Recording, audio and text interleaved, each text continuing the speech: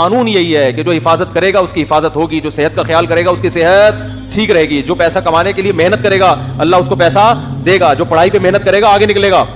ایسے ایسے پاکستانی ہیں یو ایس اے یو کے میں جنہوں نے, یہاں بلوچ ایک لڑکا بھی, اس کی معلومات مجھے ہوئی, میں انشاءاللہ پوری ڈیٹیل لے کے آپ کو اس کے بارے میں انشاءاللہ بتاؤں گا, کہ بلوچستان میں پیدا ہوا, اردو بھی نہیں آتی تھی, اس نے ایک عزم بنایا کہ یار میں نے یہاں تک پہنچنا ہے, اور آج امریکہ میں بیٹھا ہوا ہے وہ, امریکن گورنمنٹ اس کو بڑا پروٹوکول دے رہی ہے, اتنی ترقی کی اس نے. تو بیٹھے بیٹھے مکھنچوؤں کی طرح یہ والا وظیفہ پڑھ لو, وہ والا وظیفہ پڑھ لو, فلاں کے سر پہ ہاتھ رکھوا لو, استخارہ نکالو, استخارہ سب سے آخری حل مسلمان کے پاس کیا ہے, استخارہ نکالو. اگر استخارے میں یہ نکلا ہے تو اس کا مطلب تم اب A1 گریڈ سے پاس ہو جاؤ. استخارے میں یہ نکل آیا, گئے کام سے. خواب میں نیلا آ گیا, یہ ہو گیا, پیلا آ گیا, یہ ہو گیا, گلابی آ گیا, یہ ہو گیا. خوابوں کی دنیا سے ٹھیک ہے, خواب بھی نبوت کا ایک حصہ ہے, تو پہلے اپنی ذمہ داری پوری کر لو, پھر اچھا خواب آ جائے تو چلو اللہ کی طرف سے بھی تسلی مل رہی ہے.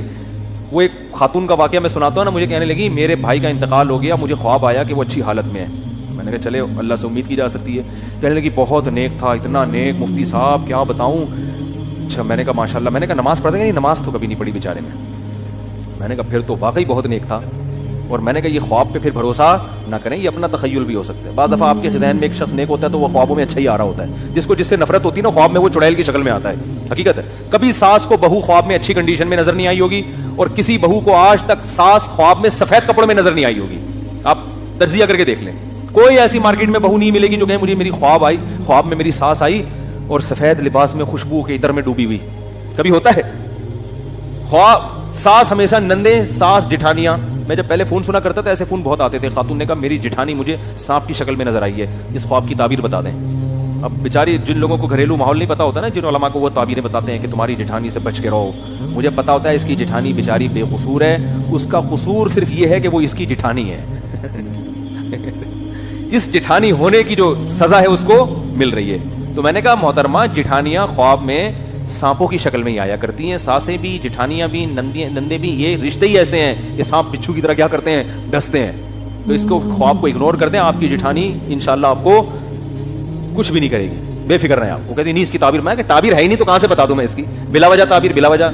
تو مسلمانوں کو خوابوں کی دنیا سے میرے بھائی استخاروں کی دنیا سے نکلنا پڑے گا. استخارہ جو سنت ہے وہ یہ نہیں ہے جو آپ کر رہے ہیں, وہ یہ ہے کہ کام پورا, ذمہ داری پوری کی, اسباب مکمل اختیار کیے, پھر اللہ کی مدد کو شامل کرنے کے لیے استخارہ کر لیا. اللہ جو بہتر ہے مقدر کر دے, کیونکہ ہوتا اللہ سے ہی ہے. ہمارا یہی ایمان ہے بھائی, ہماری محنتوں میں جان ڈالنے والا کون ہے, اللہ ہے. اور بچانے پر آئے گا تو آگ میں بھی بچا سکتا ہے, جیسے ابراہیم علیہ السلام کو بچایا اس نے. لیکن اس بیس پر ہم آگ میں چھلانگ لگانے کی ہمت نہیں کر سکتے کہ اللہ نے ابراہیم علیہ السلام کو بچا لیا تھا تو ہمیں بچا لے گا, یا اس بیس پر ہم بے احتیاطی کریں. اب دیکھو خواتین بے احتیاطی کرتی ہیں, جو گھروں میں مچھروں کے لیے وہ رکھتی ہیں نا, کوائل جلاتی ہیں. میں نے خود ایک گھر میں آگ لگتے ہوئے دیکھی ہے. گھر کا سربراہ منع کرتا تھا کہ یہ کوائل جو ہے نا دور رکھا کرو آگ. اس نے مجھے خود بتایا واقعہ کہ یار میں اپنے گھر والوں کو منع کرتا تھا کہ بھائی یہ کوائل دور رکھا کرو, اس سے آگ لگ سکتی ہے, سردیوں کا مہینہ ہے, رضائی وہ کہہ رہے گھر والے ماں وہ بھائی اتنی دور رکھی ہوئی ہے, لحاف وہاں تک نہیں پہنچ سکتا, اس طرح کے. حالانکہ سوتے میں کچھ بھی ہو سکتا ہے, لحاف کھسک کے وہاں تک جا سکتا ہے. رسک کتنا بڑا ہے, اگر چلا گیا تو کیا ہوگا. نہیں جی, گھر میں آگ لگ گئی. اس سوتے ہوئے میں بچے نے کہیں لحاف اٹھا کے پھینکا ہوگا, اس کو گرمی لگ رہی ہوگی, کیا ہوگا. روئی میں ذرا سی آگ لگی ہے, ہوتے ہوتے ہوتے پورا کمرہ آگ سے بھر گیا. خیر بچ گئے وہ, الحمدللہ مرے نہیں, بھاگ گئے. لیکن یہ نبی صلی اللہ علیہ وسلم نے کیا فرمایا کہ رات کو چراغ گل کر کے سو, چراغ بجھا کے سو. فَإِنَّ الْفُوَيْسِقَةَ تَضْرِمُ النَّارَ عَلَىٰ أَهْلِهَا. کس قدر احتیاط ہے, صحیح حدیث ہے. یہ نہیں فرمایا کہ بھئی وہ چراغ کی وہ بتی جل رہی ہوگی تو تمہارا لحاف کھسک کے وہاں تک جا سکتا ہے, نہ نہ نہ. فرمایا اس بات کا امکان ہے کوئی چوہا نکلے رات کو اور وہ چراغ کو کیا کر دے, گرا دے, اور اس سے آئل پھیل جائے گا نا, اس میں آگ پھیل جائے گی. اس چوہے کا امکان کتنے فیصد ہوتا ہے گھر میں, 1% بھی امکان نہیں ہوتا, 0.001% ہوتا ہے. لیکن آپ صلی اللہ علیہ وسلم نے آگ سے بچنے کے لیے حکم دیا کہ رات کو آگ جلنے نہ تو, کیونکہ آپ سو رہے ہو غفلت میں ہو, کچھ بھی ہو سکتا ہے بتائے بغیر. ارے بھائی کون آئے گا, گھر میں تالا ہے, کون بندہ آ کے آگ لگائے گا. فرمایا چوہا تو آ سکتا ہے نا, کسی کھڑکی سے کہیں سے بھی چوہا آیا وہ بجھا دے گا, وہ گرا دے گا آگ کو. کتنے لوگ جنریٹر اسٹارٹ کرتے ہوئے مر چکے ہیں, دیکھا نہیں آپ نے. کتنے لوگ گیس کی وجہ سے مر چکے ہیں. کوئٹہ میں کیا ہوتا ہے, چاروں طرف سے کمرہ بند کیا, اب تو دوسرے چولہے آ گئے ہیں, تو وہ گیس کھلی رہ گئی اور صبح سب کا انا للہ سارے مرے پڑے ہیں. بھائی آپ کو پتا ہے جب گیس کی لوڈ شیڈنگ ہو سکتی ہے تو عین ممکن ہے رات کو لوڈ شیڈنگ ہو اور چولہے میں گیس آنا بند ہو جائے اور چولہا بند ہو جائے. پھر جیسے ہی گیس آئے گی تو وہ خالی گیس نکلنا شروع ہوگی کہ نہیں ہوگی.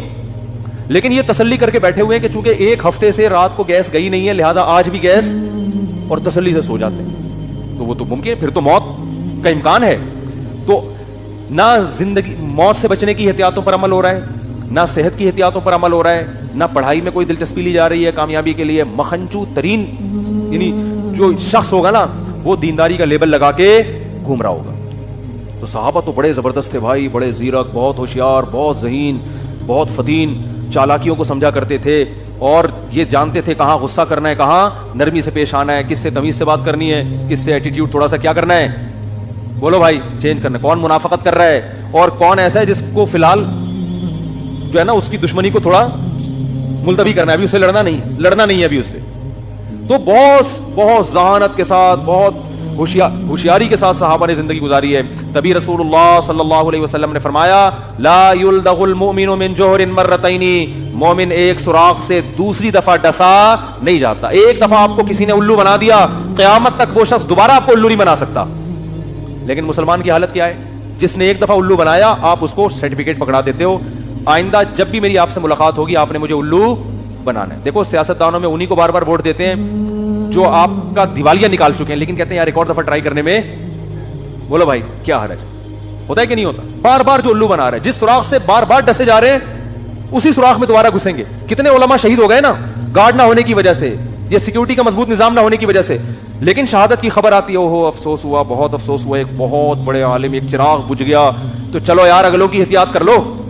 نہیں جی موت تو ایک دن آنی ہے, لکھی بھی ہے, اپنے ٹائم پہ آنی ہے, آ گئی چلے گئے دنیا سے, اللہ تعالیٰ مرحوم کی مغفرت فرمائے اور ہم سب کی حفاظت فرمائے. بس اس کے بعد اگلے دن خبر آ جاتی ہے کراچی میں تو کیا ہوا ہے. تو بھائی اب کچھ تو کرو نا.